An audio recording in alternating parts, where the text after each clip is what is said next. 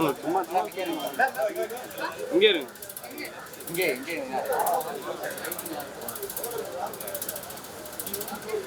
Phone எடுங்க. Okay okay.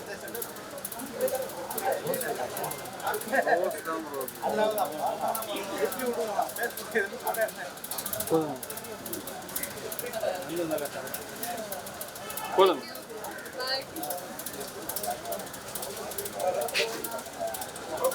எல்லாருக்கும் வணக்கம்.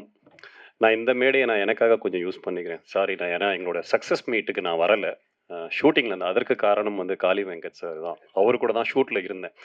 அந்த தேதிகளை நான் மிஸ் பண்ணியிருந்தேன்னா மறுபடியும் 2028 தான் அந்த தேதிகள் இருக்கிறதா சொன்னாங்க. அதனால் நான் சார் கூட நான் இருந்தே ஆகணும். அதை கலை ப்ளீஸ் பிஹேவ். ஸோ எனக்கு நீங்கள் கொடுத்த அந்த சக்ஸஸ் ஒரு சப்போர்ட் உண்மையிலேயே என் கெரியரில் நான் ஒரு 14 வருஷமாக சினிமாவில் இருக்கேன். அந்த நீங்கள் எழுதின ஒரு ரிவ்யூவும் எனக்கு அவ்வளோ டச்சிங்காகவும் ரொம்ப பர்சனலாகவும் எனக்கு ரொம்ப மோட்டிவேட்டிங்காகவும் இருந்தது. நான் இன்னும் தைரியமான வேலைகளை நான் செய்கிறது கரெக்டு தான், நான் போய்கிட்டே இருக்கலான்ற ஒரு தைரியத்தை கொடுத்தது. அதற்கு மிகப்பெரிய நன்றி. இரண்டாவது நன்றி நான் காளி வெங்கட்டுக்கு சொல்லணும். ஏன்னா இந்த மாதிரி அவர் சொன்னார், இந்த மாதிரி மெட்ராஸ் மேட்டினி ஒரு இது வச்சுருக்கோம், ட்ரெய்லர் லான்ச் வாடா அப்படின்னு. நான் காளிக்கிட்ட சொன்னேன், காளி இந்த மாதிரி நான் ப்ரெஸ் இதுக்கு முன்னாடி மீட் பண்ணல, என் ப்ரெஸ்ஸுக்கே நான் போல, இதுக்கு போனால் எப்படி இருக்கும், நீ வா, நான் உனக்கு ஒரு ஆப்பர்ச்சுனிட்டி கொடுக்குறேன், இதை நீ யூஸ் பண்ணிக்கோ அப்படின்னு இந்த ஸ்டேஜ் எனக்கு கொடுத்தே காளி வெங்கட்டும். அண்ட் சார், இந்த படம் பிளாக் பஸ்டர், டோன்ட் வரி. நான் ஷுவராக சொல்கிறேன், இந்த படம் பிளாக் பஸ்டர். ஏன்னா நான் இன்னும் படம் பார்க்கல. இதற்கான 3 காரணங்கள் நான் சொல்கிறேன். 1, SR பிரபு சார் வாங்கியிருக்காரு, ஏன்னா கதைக்கு ரொம்ப இம்பார்ட்டன்ட் கொடுத்து ஒன்று வாங்குவாங்க. செகண்டு, நாங்களே ட்ரெய்லரையும் பார்த்தோம், சாங்ஸும் கேட்டோம், எல்லாமே ரொம்ப அபாரமாக இருந்தது. 3வது, ஒரு படம் நம்ம ஷூட் முடிச்சுட்டு அதுக்கப்புறம் அதுக்கான டப்பிங் வேலைகள்லாம் முடிச்சுட்டு நல்ல ஒரு படம் பண்ணியிருக்கோம்னா நம்மளுடைய பாடி லாங்குவேஜ்லேயே நமக்கு தெரிஞ்சிடும் என்ன நம்ம பண்ணியிருக்கோம் அப்படின்னு. நான் காளி வெங்கட் சார் கூட ஒரு 1.5 மாசமாக ட்ராவல் பண்ணிட்டு இருக்கேன் ஒரு ப்ராஜெக்டுக்காக. ஆணவத்தின் உச்ச கட்டத்தில் சுற்றிக்கிட்டு இருக்காரு. அதாவது இப்படிதான் இருக்காரு. என்னடா அப்படின்னா, இல்லை மெட்ராஸ் மேட்னி, சரி சரி, அப்போ படம் பிளாக் பஸ்டர், அதனால் இப்படி இருக்காரு போலன்றதுக்காக. அண்ட் இன்னும் எனக்கு ரொம்ப நெகிழ்ச்சியாக இருக்கிறது என்னன்னா, இவர் வாழ்கிற இந்த நாட்களில் நம்ம வாழும்போது நமக்கு அந்த வாழ்க்கை ரொம்ப அர்த்தப்படுது காளி சார் இருக்கிற இந்த டைமில். ப்ளஸ் ஷூட்டிங் டேஸில் காளி சார் இருந்தார்னா ஏன் ரொம்ப நல்லா இருக்கும்னா, நீங்கள் என்ஜாய் பண்ணியிருப்பீங்க, எனக்கு தெரியும். நீங்கள் காளி சார் இந்த படங்களில் கண்டிப்பாக என்ஜாய் பண்ணியிருப்பீங்க. ஏன்னா நம்ம தமிழ் சினிமா ஆரம்பித்து ஒரு 5-6 தலைமுறையாக டிஜிட்டலுக்கு முன்னாடி ஃபிலிம் எப்படி இருந்தது, அதுக்கு முன்னாடி எப்படி இருந்தது, இந்த எல்லா ஸ்டோரிஸும் ஒரு மூத்த நடிகராக அவர் நமக்கு கொடுத்துக்கிட்டே இருப்பார். ஸ்டேஜ் தான்டா, சாரி காளி. ஸோ எல்லா ஒரு அறிவுரையும் நம்ம கொடுத்துட்டே இருப்பார். அந்த காலத்தில் நாங்கள் என்ன சாப்பிடுவோம், நைட்டில் எப்படி தூங்குவோம், அந்த லெவலில் போயிட்டு இருப்பார். ஸோ இந்த அறிவுரை இப்போ யாருமே இதெல்லாம் ஷேர் பண்ணுறது கிடையாது. இது ஒரு சக நடிகர்களுக்கு யாருமே இதெல்லாம் கொடுக்கறது கிடையாது. அதை எங்களுக்கு கொடுக்கறதுக்காகவே மிகப்பெரிய நன்றி. சொல்ல வேண்டியதெல்லாம் சொல்லிட்டேன்னு நினைக்கிறேன். காளி, நீங்கள் கொண்டாடப்பட வேண்டியவர், ஏன்னு உங்களுக்கே தெரியும். நான் இது மூலமாக ஐநா சபைக்கு ஒரு கோரிக்கை வைக்கிறேன். இந்த வருஷத்துக்கான நோபல் பிரைஸ் காளி வெங்கட் கொடுத்தே ஆகணும். ப்ளீஸ். உங்கள் குழுவிற்கு மிகப்பெரிய வாழ்த்துக்களும் நன்றிகளும். காளி சார், நன்றி சார், ரொம்ப thank you sir, thank you so much sir. கூப்பிடுவேன் இனிமேல். காளி வெங்கட் சாரை பற்றி தான் சொல்லணுன்ட்டு இருந்தேன். நான் ரொம்ப பொறாமைப்படக்கூடிய ஒரு நடிகராக இருக்கார். சில நேரத்தில் நானும் அவரும் காம்பினேஷனில் நடிக்கும்போது இவர் நடிக்கிறாரா இல்லை யதார்த்தமாக இருக்காரா இல்லை இதுக்கப்புறம் தான் நடிக்க போகிறாரான்னு குழப்பம் வர அளவுக்கு அவ்வளோ யதார்த்தமான ஒரு பர்ஃபார்மன்ஸு. அவரோட கார்கி படம்லாம் பார்த்து நான் அவ்வளோ வியந்திருக்கேன். ஸோ அற்புதமான ஒரு அட்டகாசமான ஒரு யதார்த்தமான ஒரு நடிப்பு காளி வெங்கட்டோடது. ஸோ இன்னும் பல உயரங்கள், இன்னும் பல படங்கள் இருக்குது. அவர் எனக்கு என்ன ஒரு ஆச்சரியம்னா, திடீர்னு ஹீரோவாக நடிச்சிட்டு இருக்காரு, திடீர்னு வேற ஒரு படத்தில் புல்லட்னு ஒரு படத்தில் நடிச்சிட்டு இருக்கேன், அங்கே அது ஒன் ஆஃப் த ரோலாக பண்ணிட்டு இருக்காரு. எப்படி இதை பேலன்ஸ் பண்ணுறாருன்னு எனக்கு சீரியஸாகவே ஒரு ஆச்சரியமான ஒரு விஷயமா இருக்குது. அவரோட நடிப்புக்கு இன்னும் பல அற்புதமான படங்கள் காத்திருக்கு. ஸோ அவருடைய நட்புக்காக வந்திருக்கிற ரமேஷ் திலக், கலையரசன் இருவருக்கும் என்னுடைய நெஞ்சார்ந்த நன்றிகள். சமீபத்தில் அவங்க பார்த்து ஹாட்ஸ்பாட் படத்தில் கலையரசன் சார் பண்ணதும், டூரிஸ்ட் ஃபேமிலியில் ரமேஷ் திலக் பண்ணறவங்களும் ரொம்ப பிடிச்சிருந்தது. எங்கள் படக்குழுவுக்கு நீங்கள் வந்திருந்து ரொம்ப தேங்க்ஸ். தேங்க்யூ. காளி சார் பற்றி சொல்லியே ஆகணும். எனக்கு எப்போவுமே ஒரு எப்படி சொல்கிறது, முதல் தடவையாக ரொம்ப எக்ஸ்பீரியன்ஸாக எப்படி சொல்கிறது, யதார்த்தமான ஒரு நடிகர் கூட ஒர்க் பண்ண போகிறேன். நிறையா எனக்கு ஃபஸ்ட்டு சொல்லும் போது எக்ஸைட்மெண்ட் ரொம்ப அதிகமாக இருந்துச்சு. சரி, எப்படி பண்ண போகிறோம் அப்படின்னு சொல்லிட்டு. பட் காளி சார் எப்படி சொல்கிறது, நடிக்கிற மாதிரியே தெரியாது. நிறையா கற்றுக்கிட்டேன். ரொம்ப சைலண்ட்டாக தான் இருப்பார். பட் திடீர்னு ஆக்ஷன் சொல்லும் போது இல்ல சார். உண்மையாலே சொல்றேன். இல்ல ஆக்சுவலா அவரு ஒரு சீன்லாம் லைக் நம்ம அப்பா பார்ப்போம்ல வீட்ல வெளிய இருந்து வீட்டுக்கு வரும்போதெல்லாம் என்ன ஃபீல் இருக்குமோ, அந்த சீன்லாம் அவர் வரும்போது அப்படியே இருந்துச்சு. அதனால எனக்கு ரொம்ப எப்படி சொல்றது? அப்பான்ற அந்த பயமும், மரியாதையும் 2ம் கலர்ந்து இருந்துச்சு இந்த படத்துல. ஆமா, எங்க அப்பா பார்த்து சந்தோஷப்பட்டேன். Thank you so much. And அப்புறம் ஷெல்லி சேச்சி பத்தி சொல்லியே ஆகணும். ஆ சும்மா இருடா சோம்பேறி. நான் என்ன சொன்னாலும் அவங்க அந்த ஒரு வார்த்தை சொல்லி முடிச்சு விட்டுருவாங்க. சேச்சி உங்களால தான் நான் இது மாரி நல்லா பண்ணேன். நீங்க குடுக்கலாம். போய் உட்காருடா அப்படின்ருவாங்க சைலன்ட்டா. ஸோ அதனால ரொம்ப டவுன் டூ எர்த் நான் பையன் மாரியே பார்த்துக்கிட்டாங்க செட்ல. தேங்க் யூ ஸோ மச் சேச்சி. அண்ட் ரோஷினி அக்கா ஆ ஃபர்ஸ்ட்டு ரொம்ப கம்மியான சீக்வென்ஸ் தான் அக்காவுக்கும் எனக்கும் இருந்தது. எப்படி நான் போய் பேச போறேன்? நான் பேசவே வேணாம்னு இருந்தேன் கடைசி வரைக்கும். 2 டயலாக் மட்டும் பேசிட்டு அப்படியே போயிரலாம்னு. ஆனா அக்காவே கூப்பிட்டு பேசினப்போ இன்னும் ரொம்ப எப்படி சொல்றது? லேசாயிடுச்சு. தேங்க் யூ ஸோ மச் அக்கா. அப்புறம் காளி அண்ணா உன்னை பற்றி பேசினால சரி நான் கண்டிப்பாக வந்தேன் காளி அண்ணா வந்து எங்கள் கலைத்துறை தந்தை என்னடா ரமேஷ் அப்படிதானே நம்ம பெரியப்பா எங்கள் பெரியப்பா மாதிரி அவர் அதாவது எங்களுக்கு ஷூட்டிங்கை விட அவர் என்டர்டெயின்மெண்ட் வந்து ஆஃப்டர் ஷூட்டிங் தான் 6 மணிக்கு மேலே பாடுவார் ஆடுவார் மெமிக்ரி பண்ணுவார் அரன் ஏதோ சொல்லுவார் நிறைய பேசுவார் அதாவது ஜபம் பண்ணுவார் அதாவது நீங்கள் ஒரு யாரா வேணா இருக்கலாம் எந்த மனிதனா இருக்கலாம் அதே மாதிரி நிறைய கதைகள் சொல்லுவார் அவர் ஊர்ல வந்து ஒரு வளையல் தாத்தான்னு ஒரு கதை சொல்லியிருக்காரு எனக்கு நான் அதை படமா பண்ணுனான்னு சொல்லியிருக்கேன் அவ்வளோ பியூட்டிஃபுல்லான அவருக்குள்ள ஒரு பெரிய லைஃப் இருக்கு பட் இவ்வளோ சின்ன 60 வயசுல இவ்வளோ ஞானன்றது வந்து ரொம்ப பெரிய விஷயம் சூப்பர்னா அது கொஞ்சம் எக்ஸ்பீரியன்ஸ்ல வருதுன்னு நினைக்கிறேன் ரொம்ப காளியனை நடிச்சாலே இப்போ இந்த படம் ட்ரெய்லர் நம்ம பார்க்கும்போது வந்து ஏதோ இந்த ஒரு படத்தை நம்ம பார்க்குற ஒரு நம்ம இன்னும் படம் ஃபுல்லாக பார்க்கல பட் ஸ்டில் நம்ம பார்க்கும்போது ஒரு சின்ன ஃபீல் வரும்ல அப்படி இருக்கும்போது இது வந்து ஏதோ நம்ம அந்த ஏரியாவில் இருக்க மாதிரி ஒரு ஃபீல் இருக்குது ஏன்னா அதுக்கு எனக்கு தெரிஞ்ச ஐ திங்க் இந்த கேரக்டர்ஸ் அந்த முகங்கள் வந்து ரொம்ப அவ்வளோ பியூட்டிஃபுல்லாக செலக்ட் பண்ணியிருக்காங்க எல்லாருமே சாம்சனாலாம் சொல்ல வேணாம் எல்லாருமே ரொம்ப பியூட்டிஃபுல்லாக நடிச்சிருக்காங்க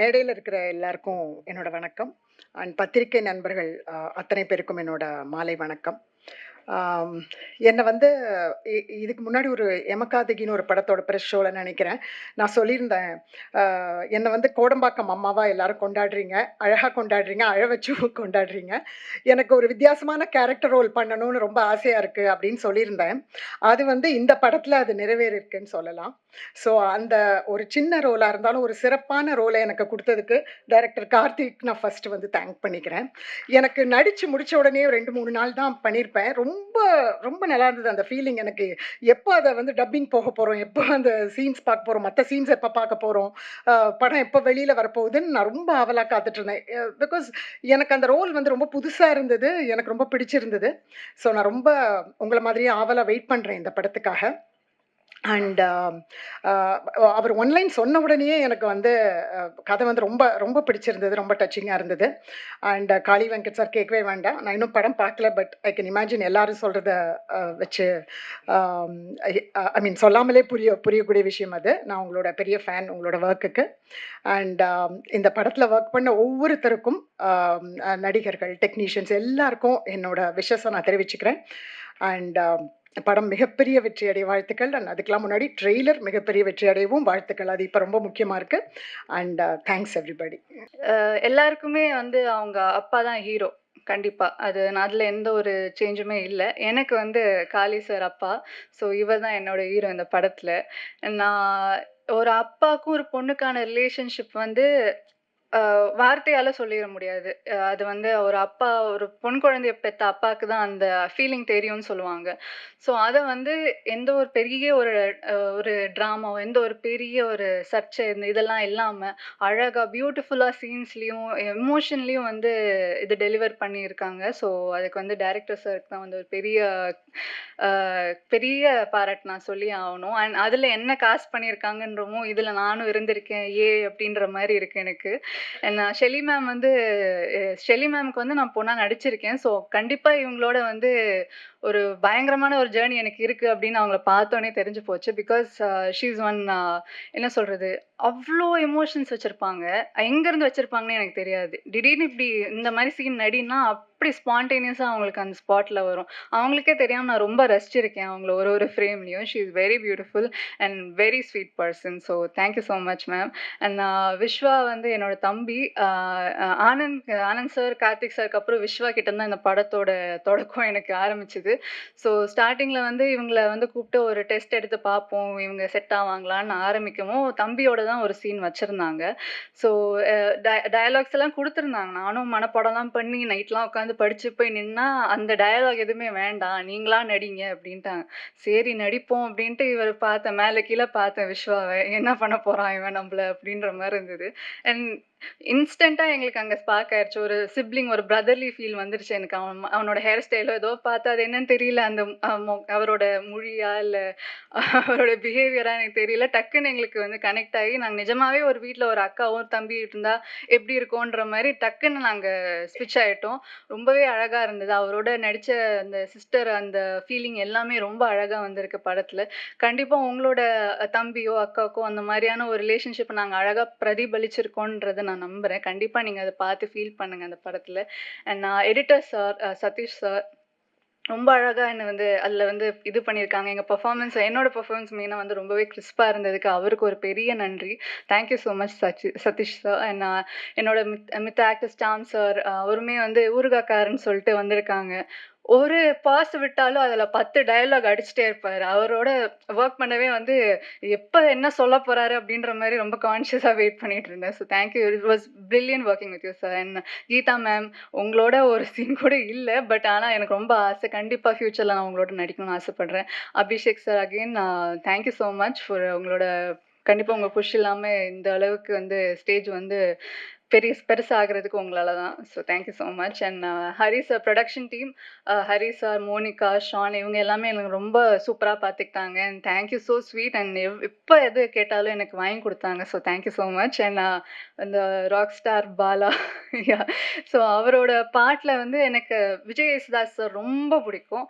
ஸோ அவரோட பாட்டில் எங்களோட ரிலேஷன், அந்த அப்பா பொண்ணு ரிலேஷன்ஷிப் பற்றி ஒரு பாட்டு பண்ணியிருக்காங்கன்றதுப்போ எனக்கு கேட்கும் போதே அப்படியே கண்ணெல்லாம் அப்படியே ரொம்ப மாய்ஸ்டாக இருந்தது. எனக்கு ரொம்ப சந்தோஷமா இருக்கு. விஜய் யேசுதாஸ் சாரோட வாய்ஸ்ல எனக்கு என்னோட படம்லாம் வரப்போகுது அப்படின்ற போது ரொம்ப சந்தோஷமா இருக்கு. ஸ்னேகன் சாரோட லிரிக்ஸ்ல அதுவும் பீன் ஸோ பியூட்டிஃபுல். ரொம்ப அழகா அதை வந்து இதை இதை அந்த மாதிரி வார்த்தையே இதுக்கு மேலே யாராலையும் எழுத முடியாது, அவ்வளோ அழகா அதில் எழுதியிருந்தீங்க. So thank you so much sir.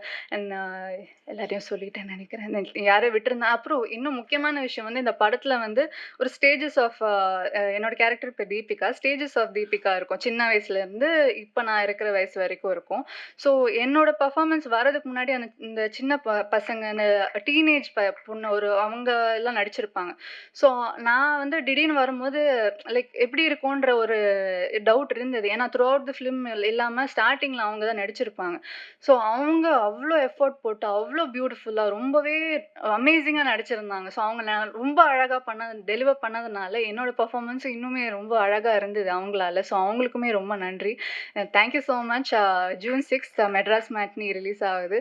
கண்டிப்பாக உங்கள் ஃபேமிலியோட பாருங்கள். கண்டிப்பாக I am sure, pretty sure உங்களுக்கு வந்து நைட் நீங்கள் தூங்கும் போது உங்களுக்கு ரொம்ப நாஸ்டாலஜிக்காக ஃபீல் ஆகும். உங்களோட பழைய நினைவுகள்லாம் ஞாபகம் வரும். அண்ட் கண்டிப்பாக பார்த்து என்ஜாய் பண்ணுங்கள். Thank you so much. எல்லாருக்கும் வணக்கம். அப்புறம் எல்லாருக்கும் நன்றி. யார் வந்துடக்கூடாதுன்னு நினச்சினோ அந்த 2 பேரும் வந்து வச்சிட்டாங்க. இவங்களுக்குலாம் தெரியாமல் தான் இந்த நிகழ்ச்சி நடக்கணும்னு நினச்சேன். அபிஷேக் வேறு எனக்கு சர்ப்ரைஸு.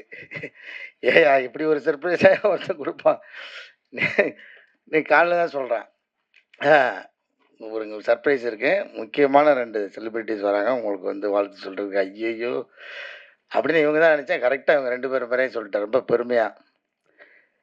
தம்பி, உங்களோட 2 பேர் ஃபோட்டோவும் என்கிட்ட இருக்குது, மறந்துடாதீங்க. அதை உங்களுக்கு அனுப்பிச்சி வச்சுருக்கிறேன். இன்னும் பத்திரமா அதை லைக் போட்டு வர வச்சுருக்கிறேன். எப்போ வேணாலும் நான் மீடியாவில் போஸ்ட் பண்ணிடுவேன், தெரிஞ்சுக்கோங்க. சோசியல் மீடியாவில் அதை மனசில் வச்சுட்டு பேசுங்க. இனிமேல் மேடையில் பேசினா என் வயசை பற்றி இல்லாமல் நீங்கள் விமர்சனம் பண்ணுறீங்க, இருக்கட்டும்.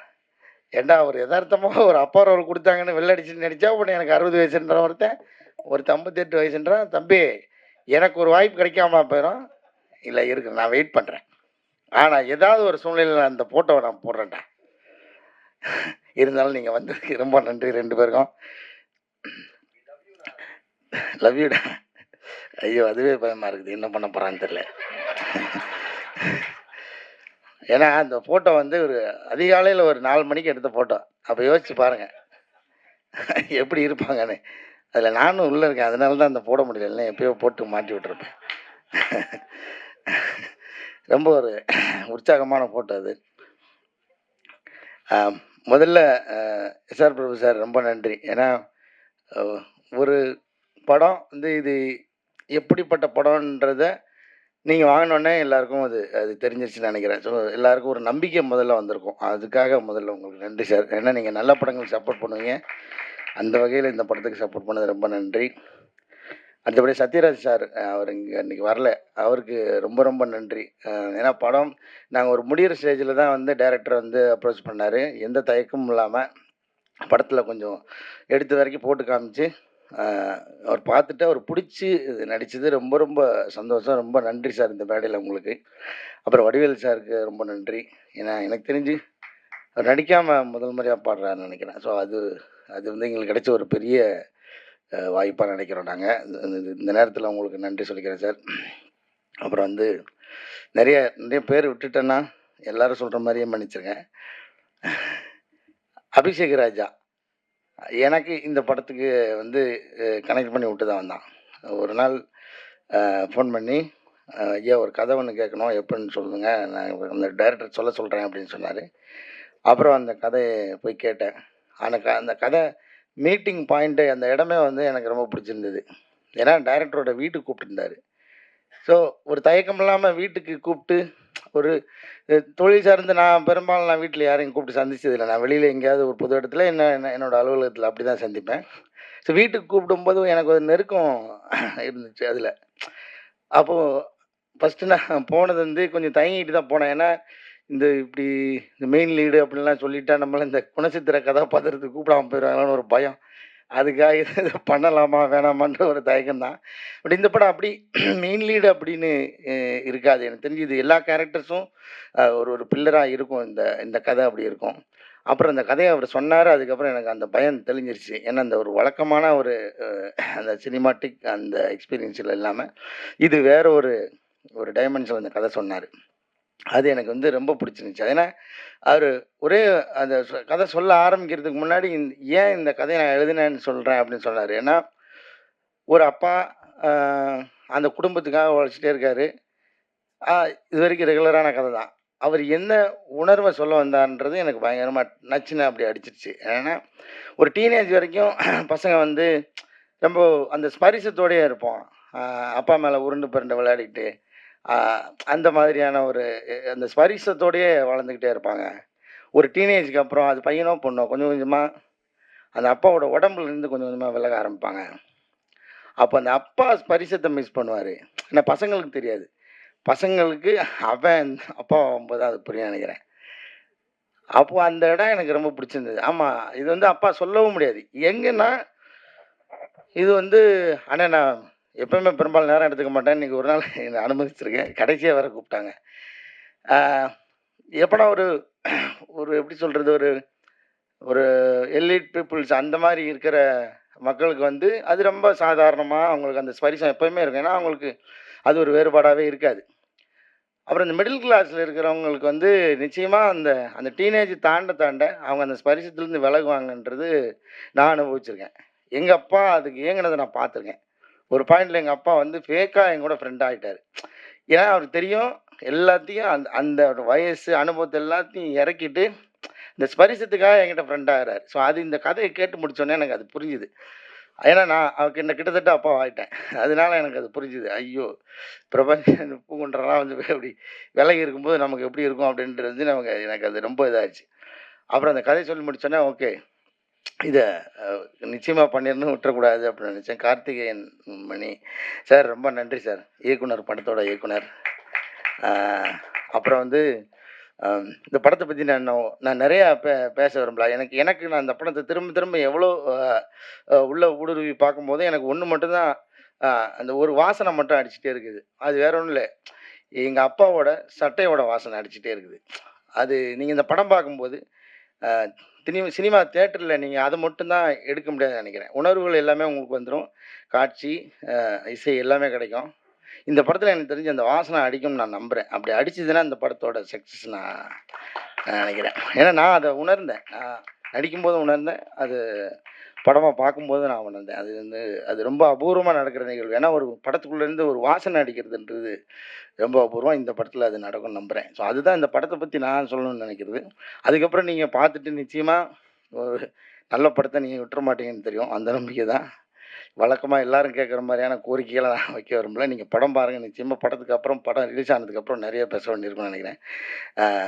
எல்லோரும் வந்ததுக்காக முதல்ல ரொம்ப நன்றி. அப்புறம் ஆனந்த்ஜிக்கு எங்கள் படத்தோட சினிமாட்டோகிராஃபர், ரொம்ப எளிமையான சினிமாட்டோகிராஃபர். எப்படி இந்த கதை ஒரு கதைக்கு எப்படி துருத்திடக்கூடாதோ ஒரு தடவை இதே மேடையில் தான் பாலுமேந்திர சார் சொன்னார், ஒரு சினிமாட்டோகிராஃபியும் மியூசிக்கும் அப்படின்னா ஒரு ஒரு என்னை பார் என் திறமையை பாருன்னு வெளியில் துருத்தி தெரிஞ்சிடக்கூடாது. அது அந்த கதைக்குள்ளே முங்கியே இருக்கணும். அதுதான் ஒரு தரமான சினிமாட்டோகிராஃபி, அதுதான் ஒரு தரமான இசை அப்படின்னு சொல்லி இந்த மேடையில் வச்சு சொல்லியிருந்தாரு. நான் அங்கே ஆடியன்ஸ் உட்காந்து கேட்டிருக்கேன். ஸோ அந்த மாதிரியான ஒரு ஒர்க்கு ஆனந்த்ஜியோடது. பாலா சாரங்கனோட ஒர்க்கும் அப்படி தான். எங்கேயுமே மிகை இல்லாமல் ரொம்ப ஒரு இழையோடும் இதோட அப்படி அழகான ஒரு இசை.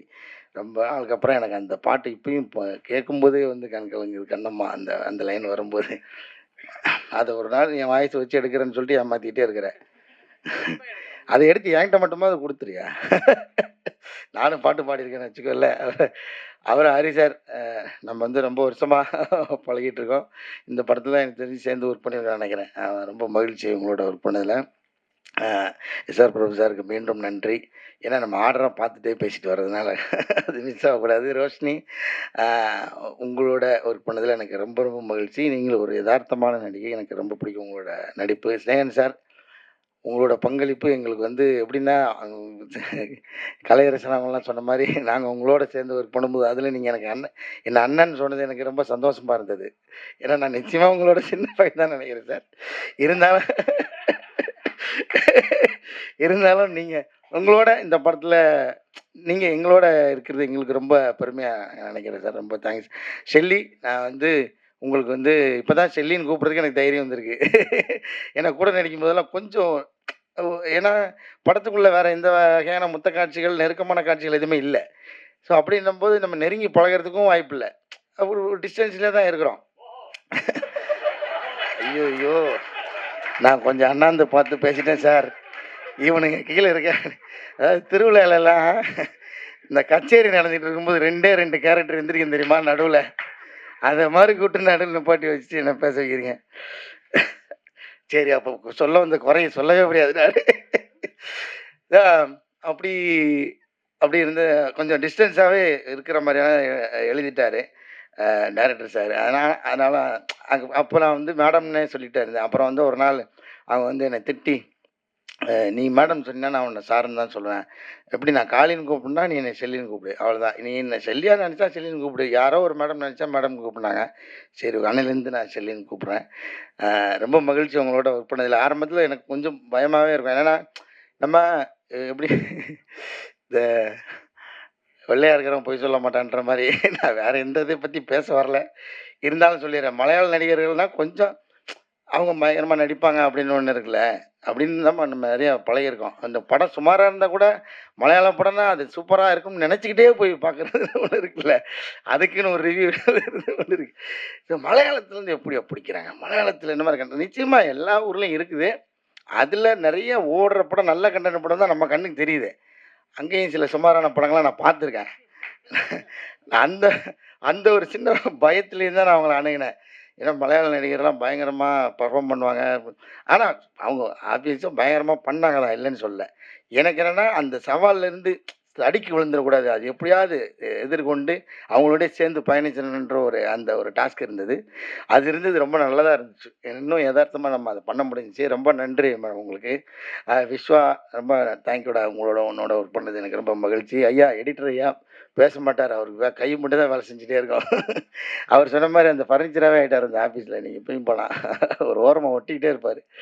அவருக்கு மகிழ்ச்சி. கீதா மேடம், ரொம்ப நன்றி மேடம் உங்களோட ஒர்க் பண்ணது. சாம்சனா, உங்கள் டைமிங்லாம் பயங்கரமாக இருக்கும். இந்த படத்தில் உங்களை அந்த மாதிரி ஸ்டைலில் பண்ண விடாமல், ஆனால் அவர் ரொம்ப யதார்த்தமான ஒரு ரோல் பண்ண வச்சுருந்தாங்க. அது எனக்கும் உங்களோட ஒர்க் பண்ணது ரொம்ப மகிழ்ச்சி. அபிஷேக் ராஜா, போயா, இதில் வேறு ஒரு பதவி அவனுக்கு, இது கிரியேட்டிவ் ப்ரொடியூசர். ஆனால் அதையும் மீறி வேலை பார்த்துக்கிறேன். உன்னோட உழைப்புக்காக இந்த படம் உனக்கு பெரிய பேர் வாங்கி தரும். எங்கள் டீம் பற்றி நான் பெருமையாக பேசுகிறதுக்கு ஒன்றும் இல்லை. இருந்தாலும் மறுபடியும் எல்லாருக்கும் நன்றி. வந்தவங்களுக்கெல்லாம் திரும்பவும் ஒரு நன்றி சொல்லிக்கிறேன். Thank you so much all. கேஷுவலா? ஓகே.